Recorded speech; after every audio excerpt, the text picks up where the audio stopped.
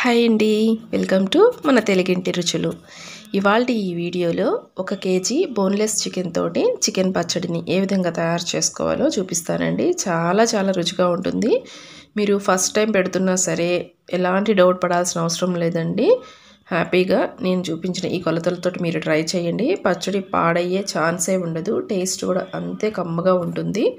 ఇక లేట్ చేయకుండా ఈ టేస్టీ చికెన్ పచ్చడి ప్రాసెస్ ఏంటో చూసేద్దాం. అలాగే వీడియో కనుక మీకు నచ్చినట్లయితే ప్లీజ్ లైక్ చేయండి. ఛానల్ని కొత్తగా చూస్తున్నట్లయితే సబ్స్క్రైబ్ చేసుకోకపోతే ఇప్పుడే ప్లీజ్ సబ్స్క్రైబ్ చేయండి. ఇక్కడ నేను 1 కేజీ బోన్లెస్ చికెన్ తీసుకున్నానండి. వీటిని కట్ చేయించుకునేటప్పుడే మీడియం సైజులో కట్ చేయించుకోండి. ఈ విధంగా మీరు కావాలి అంటే సేమ్ ఇదే ప్రాసెస్లో విత్ బోన్స్తో కూడా చేసుకోవచ్చండి. కాకపోతే బోన్లెస్ చికెన్తో టేస్ట్ బాగుంటుంది. ఇప్పుడు బాగా క్లీన్ చేసుకున్న తర్వాత మనకి ఎక్కడ నీళ్ళు అనేది లేకుండా చూసుకోండి. అవసరమైతే జాలి గరిటెలో కొంచెం సేపు వేసి పెట్టారంటే ఎక్స్ట్రా వాటర్ అనేది బయటకు వచ్చేస్తుంది. ఇప్పుడు ఇందులోకి చిన్న స్పూన్ తోటి 1 teaspoon salt, 1 teaspoon వరకు పసుపు వేయండి.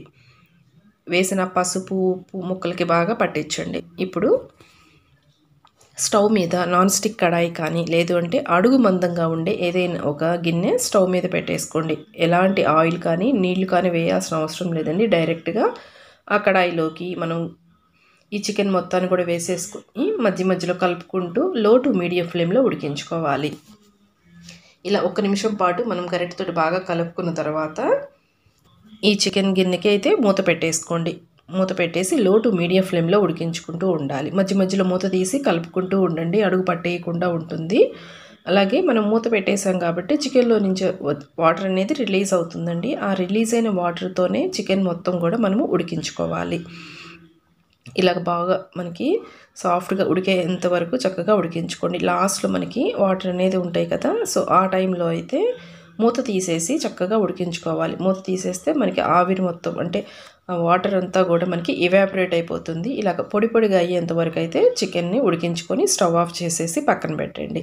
ఇప్పుడు మరొక కడాయి స్టవ్ మీద పెట్టేసుకోండి. అందులోకి 1/2 టీ స్పూన్ వరకు మెంతులు వేసుకోండి. మెంతుల్ని ఈ విధంగా 1 నిమిషం పాటు వేయించుకున్నారంటే మనకి కలర్ మారుతాయి. నెక్స్ట్ ఇందులోకి లవంగాలు 1 కేజీ చికెన్కి ఒక 10 వరకు పడతాయండి. అలాగే ఒక 5 యాలకులు కూడా వేసుకోండి. నెక్స్ట్ ఇందులోకి 2 అంగుళాలున్న దాల్చిన వేసుకోవాలి. అలాగే 3 టీ స్పూన్స్ వరకు అయితే ధనియాలు వేసుకోండి. వీటిని కూడా లో ఫ్లేమ్లో జస్ట్ 1 నిమిషం పాటు ఫ్రై అయితే సరిపోతుందండి. ఎక్కువ వేయించాల్సిన అవసరం లేదు. జస్ట్ మనకి స్మెల్ అనేది వస్తుంది అవి వేగినట్లుగా. ఆ టైం వరకు జస్ట్ ఒక 1 మినిట్ లేదంటే ఒక 1.5 మినిట్ వరకు వేగితే సరిపోతుంది. లాస్ట్లో ఇందులోకి 1 టీ స్పూన్ వరకు అయితే జీలకర్ర వేసుకోవాలి. అలాగే మరొక టీ స్పూన్ వచ్చేసి ఆవాలు వేసుకోండి. ఆవాలు జీలకర్ర కూడా వేసిన తర్వాత ఎక్కువసేపు వేయించాల్సిన అవసరం లేదండి. జస్ట్ ఒక 1 మినిట్ పాటు అలాగా లైట్గా ఫ్రై చేసుకొని స్టవ్ ఆఫ్ చేసేయండి. స్టవ్ ఆఫ్ చేసేసి ఈ వేయించుకున్న ఈ మసాలా దినుసులన్నిటిని కూడా ఒక ప్లేట్లోకి తీసేసుకోండి. అదే కడాయిలో ఉంచితే మరి కొంచెం వేగి కొంచెం మనకి ఎక్కువ వేగిపోతాయండి. టేస్ట్ మరలా మారిపోతుంది అవి మాడితే. సో ఈ విధంగా చల్లారిన తర్వాత మెత్తగా పౌడర్ లాగా చేసేసుకోండి. నెక్స్ట్ అల్లం వెల్లుల్లి పేస్ట్ ఇక్కడ చూపిస్తున్నాను కదండి. వెల్లుల్లి రెబ్బలు అయితే నేను ఒక 20 నుంచి 30 వరకు ఉంటాయి. అలాగే ఈ సైజు అల్లం ముక్కలు ఒక 6 తీసుకున్నాను. వీటిని మెత్తగా పేస్ట్ లాగా పట్టేసుకోవాలి. మనకి వాటర్ అనేది లేకుండా పేస్ట్ పట్టుకోండి. అవసరమైతే కొంచెం నూనె వేసుకొని మెత్తగా మిక్సీ పట్టేసుకోండి అల్లం వెల్లుల్లి పేస్ట్ అయితే. ఇప్పుడు స్టవ్ మీద మరలా కడాయి పెట్టుకొని అందులోకి ఒక 400 ml వరకు అయితే ఆయిల్ పడుతుందండి. 1/2 లీటర్ కంటే కూడా కొంచెం తగ్గించి ఆయిల్ వేసుకోండి. ఆయిల్ కూడా గ్రౌండ్ నట్ ఆయిల్ లేదంటే పప్పు నూనె అయినా వేసుకోవచ్చు. ఇప్పుడు ఈ ఆయిల్లో బాగా వేడైన తర్వాత మనము బాయిల్ చేసి పెట్టుకున్నాం కదండి, ఆ చికెన్ పీసెస్ మొత్తాన్ని కూడా వేసుకొని మీడియం ఫ్లేమ్లో ఫ్రై చేసుకోవాలి. మీకు ఇలాగ ఒకేసారి వేయించుకోవడం ఇష్టం లేకపోతే మీరు బ్యాచెస్ వైజ్గా అయినా ఫ్రై చేసుకోవచ్చు. మరీ గట్టిగా వేయించుకోవద్దండి. మరీ గట్టిగా అయిపోతే ముక్క తినడానికి కూడా అంత టేస్టీగా ఉండదు. ఆల్రెడీ మనం ఉడికించుకున్నాం కాబట్టి మనకి చక్కగా ఇవి ఎక్కువసేపు కూడా పట్టదండి వేగడానికి. ఒక 10 నిమిషాలు అలాగా మీడియం ఫ్లేమ్లో బాగా వేయించుకున్న తర్వాత కలర్ చూస్తున్నారు కదా, ఈ కలర్ వచ్చిన తర్వాత ఇప్పుడు అల్లం వెల్లుల్లి పేస్ట్ వేసుకోండి. వేసిన అల్లం వెల్లుల్లి పేస్ట్ కూడా పచ్చి వాసన అంతా పోయేంత వరకు ఒక 2-3 నిమిషాల పాటు బాగా ఈ విధంగా కలుపుకోవాలి. చూస్తున్నారు కదా, ఈ విధంగా వేగితే మనకి సరిపోతుంది. ఇప్పుడు స్టవ్ ఆఫ్ చేసేసి పక్కన పెట్టేసుకోండి. ఒకసారి కలుపుకోండి ఈ విధంగా. ఇప్పుడు ఇందులోకి మనం ముందుగానే గ్రైండ్ చేసి పెట్టుకున్నాం కదా, మసాలా పౌడర్ ఉంది కదా, ఆ మసాలా పౌడర్ మొత్తాన్ని కూడా వేసేసుకోండి. అలాగే కారము, మీరు తినే స్పైసీనెస్ని బట్టి అయితే కారం వేసుకోండి.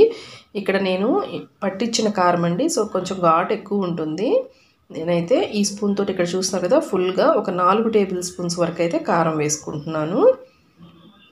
మీకు అవసరమైతే తర్వాత అయినా వేసుకోవచ్చండి. ఉప్పు కారం అనేది జాగ్రత్తగా చూసి వేసుకోండి. అలాగే సాల్ట్ కూడా నేను ఇక్కడ ఒక 2 టేబుల్ స్పూన్స్ మాత్రమే వేసాను. కరెక్ట్గా సరిపోయిందండి, అంతకంటే ఎక్కువ వేసుకోవద్దు. వెయిట్ పరంగా చెప్పాలంటే ఒక 40 గ్రాముల వరకు సాల్ట్, అలాగే కారం అయితే ఒక 50 నుంచి 60 గ్రాముల కారం అయితే ఇలాగ ఉప్పు కారం అన్నీ వేసిన తర్వాత కలిపేసి కంప్లీట్గా చల్లారండి. నిమ్మరసం వేయడానికి కంప్లీట్గా ఈ చల్లారిన తర్వాత అప్పుడు ఒక 5 మీడియం సైజు నిమ్మకాయలను ఈ విధంగా జ్యూస్ లాగా తీసేసుకున్నాను. ఈ నిమ్మరసం మొత్తాన్ని కూడా ఆ పచ్చడిలో వేసేసుకొని బాగా కలుపుకోండి. ఇలా గరిటెతోటి బాగా కలుపుకున్న తర్వాత మూత పెట్టేసి పక్కన పెట్టేసుకోండి. ఈ విధంగా ఒక 3 రోజుల పాటు అయితే పక్కన పెట్టేసుకోవాలి. రోజుకొకసారి గరిటెతోటి కలుపుకుంటూ ఉండండి. ఒక 3 రోజుల తర్వాత చూస్తే చక్కగా మనకి పచ్చడి అనేది ఊరి ఆయిల్ కూడా సపరేట్ అవుతుందండి. ఇక్కడ నీకు 3 డేస్ తర్వాత చూపిస్తున్నాను చూడండి, ఆయిల్ కూడా సైడ్లకు వచ్చేసింది కదా. ఈ విధంగా మనకి చక్కగా పచ్చడి అనేది ఊరుతుంది. ఈ టైంలో కొంచెం అన్నంలో వేసుకొని చూడండి, మీకు ఏదైనా ఉప్పు కారం పులుపు తగ్గితే వేసుకోవచ్చు. దీన్ని ఎయిర్టైట్ గాజు సీసాలు ఇలాగ పెట్టేసుకుంటే మీకు 2-3 నెలల పాటు వరకు అయితే ఫ్రెష్గా ఉంటుందండి. అది కూడా ఫ్రిడ్జ్లో పెట్టేసుకోండి. చాలా టేస్టీగా ఉంటుందండి ఈ పచ్చడి. మీరు ట్రై చేయండి ఈ కొలతలతోటి. అలాగే నా వీడియో కనుక మీకు నచ్చినట్లయితే లైక్ చేయండి, ఛానల్ని అయితే సబ్స్క్రైబ్ చేయండి ఫ్రెండ్స్. Thanks for watching.